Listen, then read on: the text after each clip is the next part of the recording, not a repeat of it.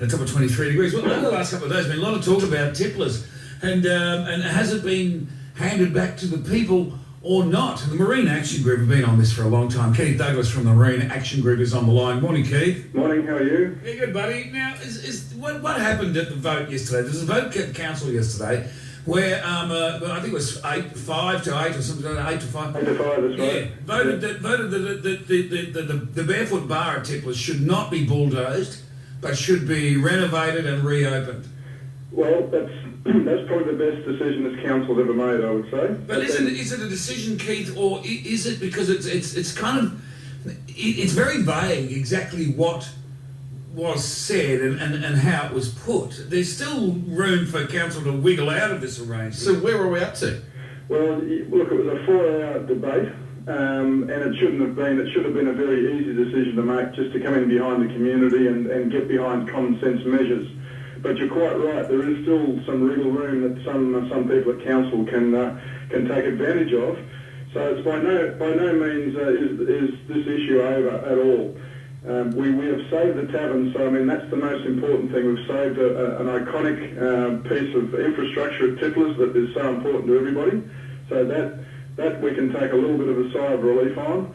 But in terms of getting Tipplers back to where it should be, there's still a lot of hard work to do, and there are people that just there are some councillors who are looking for all the negatives instead of looking for the positives. And what we've got to hope for is that the majority override people like Ted Shepherd and Greg Betts and these are the names that people need to know. Well, we tried to contact the mayor this morning because this has been a pet project of his, and so we put in a call to try and get him to come on so we wouldn't represent a one-sided argument here. But the mayor's assertion that the barefoot bar at Tipplers was rowdy, out of control with drunken behaviour, is not proven either anecdotally or by the marine police and the water police have never been called to a disturbance at the bar. Well, that is the great Tipplers myth, because Tipplers was a family place. Now look, you always will probably have an isolated incident somewhere in some sort of establishment. I mean, well, it's not Cadillac. No, there's a big difference. And look, Tipplers was remembered. That's why people are so angry about this, because it's like an injustice. It's a social injustice to be painting bogies as drunks. It's not true. There are family people that go there. There was a great camaraderie there, and people just are angry about being discriminated in that way. Now, I think from my research, there have been a couple of rowdy behaviour episodes, but they tend to be in the council campgrounds where council had the responsibility. So I think they're drawing a bit of a long bow. So what do you think, Keith? I don't know if you don't want to speculate, that's fine, but what do you think the mayor's motivation for this whole episode was? I mean, here's something, I've been to Tipplers quite a few times, here's something that was bubbling along and doing okay. Sure, it might have needed a bit of work here and there, a bit of spruce up, but to buy it and shut it down. Look, when you look at the whole situation, it seems to have come from within the council administration. There are a lot of the motivations seem to come from within there, and I don't sort of.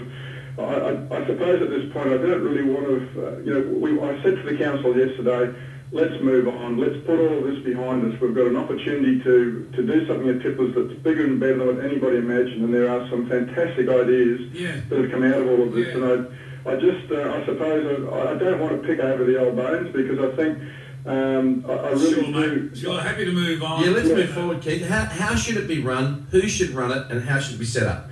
Look, I think the best model is a not-for-profit model, because we are looking at Tipplers not just being a tavern and a place where a place where you go and have a good counter lunch at the right price. Yeah. Obviously, you need that when you're in a remote location, and the success of the whole area depends on being able to get those sorts of services.